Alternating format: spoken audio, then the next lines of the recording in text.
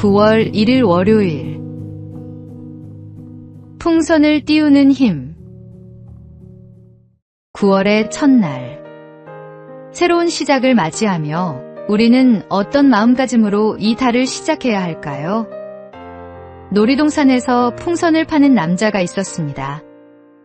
파란색, 빨간색, 노란색 풍선들이 줄줄이 하늘로 올라가며 사람들의 시선을 끌고 있었습니다.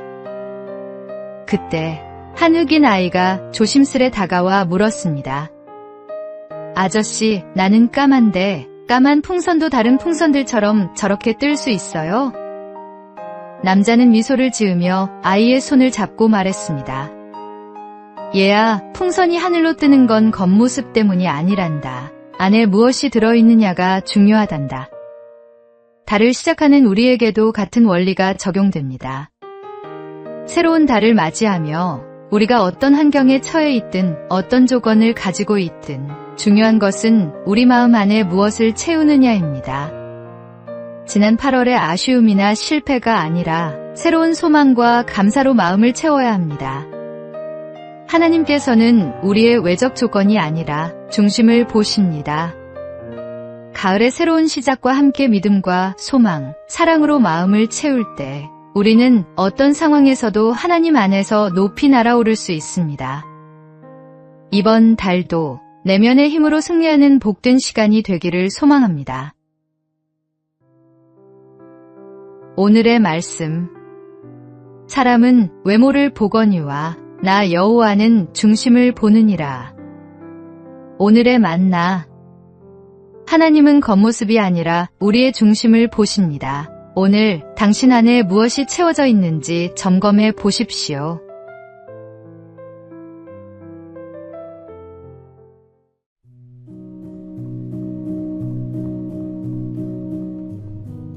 (9월 2일) 화요일.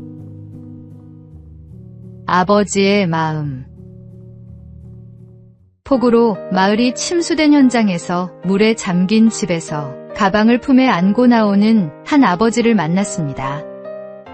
가방 안에 무엇이 들어있냐는 질문에 그는 대학생인 아들이 리포트를 써야 한다며 노트북과 며칠 입을 네일을 챙겼다고 답했습니다.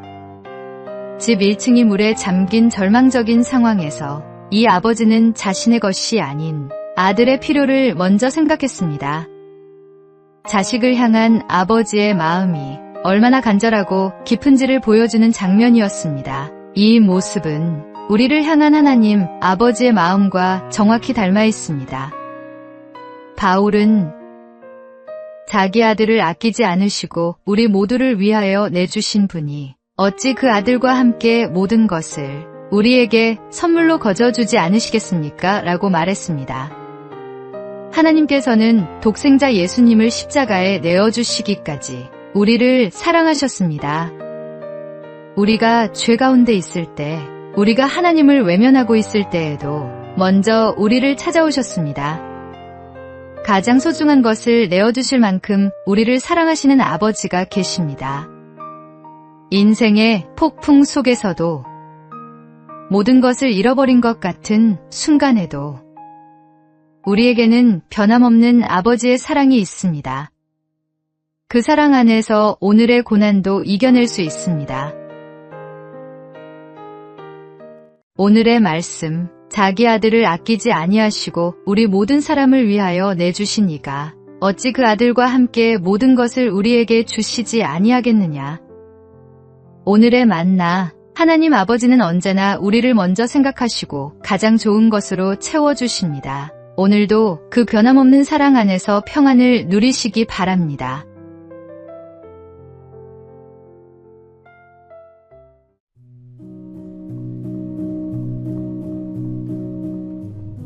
(9월 3일) 수요일. 시원한 커피에 담긴 따뜻한 마음. 강원도 춘천에서 일어난 작은 사건이 전국을 감동시켰습니다. 한 청년이 무더위 속에서도 시민의 안전을 위해 애쓰는 소방관들과 경찰관들을 보며 시원한 커피라도 사드려야겠다는 단순한 생각으로 민생회복 소비 쿠폰 18만 원 전액을 사용해 아이스 아메리카노 100잔을 구매했습니다.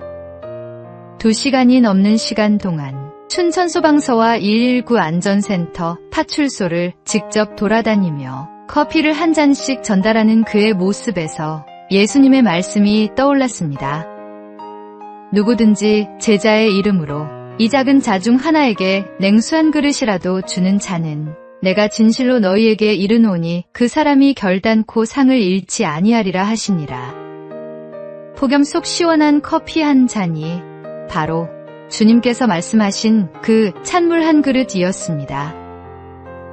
이후 청년의 이야기를 들은 카페 사장님이 흔쾌히 동참했고 이 소식이 알려지자 커피점 본사에서는 청년과 사장님에게 각각 100만 원 상당의 선물을 보내기로 했습니다. 작은 선행이 더 큰 선행을 불러일으키는 아름다운 연쇄 반응이었습니다. 하나님의 나라는 거창한 일에서 시작되지 않습니다. 작은 친절, 작은 배려에서 시작됩니다. 주변에 수고하는 이웃을 향한 작은 관심이 세상을 따뜻하게 만드는 하나님 사랑의 통로가 됩니다. 오늘의 말씀. 이 작은 자 중 하나에게 냉수 한 그릇이라도 주는 자는 내가 진실로 너희에게 이르노니 그 사람이 결단코 상을 잃지 아니하리라 하시니라. 오늘의 만나. 하나님의 사랑은 작은 친절을 통해 이웃에게 전해집니다. 오늘 나도 누군가에게 찬물 한 그릇이 되어보시기 바랍니다.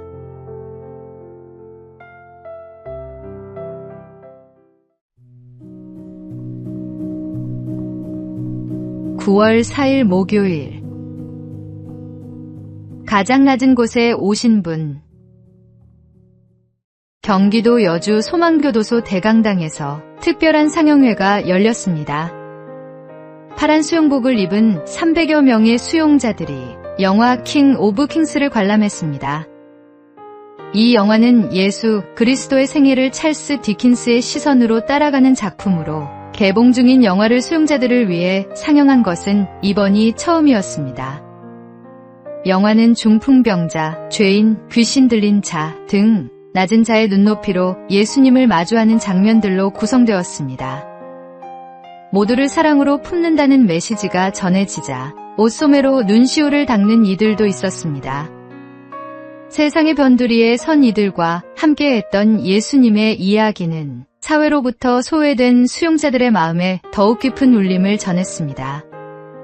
한 수용자는 마리아가 비싼 향유를 예수님의 발에 붓고 머리카락으로 닦는 장면이 마음에 오래 남았다며 예수님은 가장 나약한 사람들 앞에 나타나 눈먼 자를 고치시고 돌에 맞을 뻔한 여인도 정죄하지 않으셨다. 가장 낮은 곳에 오신 분임을 느꼈다고 고백했습니다. 예수님께서는 높은 곳에서 우리를 내려다보시는 분이 아닙니다. 가장 낮은 곳, 가장 어두운 곳까지 내려오셔서 우리와 함께 하시는 분입니다. 죄로 인해 절망하는 자들, 세상으로부터 버림받은 자들에게 내 죄 사함을 받았느니라고 말씀하시는 분입니다. 그분의 사랑 앞에서는 그 어떤 죄도, 그 어떤 절망도 끝이 아닙니다. 오늘의 말씀. 인자가 온 것은 섬김을 받으려 함이 아니라 도리어 섬기려 하고 자기 목숨을 많은 사람의 대속물로 주려 함이니라. 오늘의 만나. 예수님은 우리의 가장 어두운 순간에도 함께 하시며 새로운 시작을 허락하십니다. 오늘도 그 변함없는 사랑과 용서 안에서 새 힘을 얻으시기 바랍니다.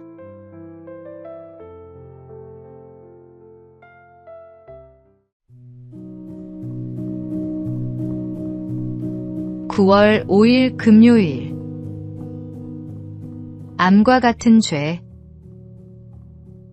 암에 걸린 사람이 있었습니다. 의사가 서둘러 암세포를 제거하자고 하자 이 사람이 말했습니다.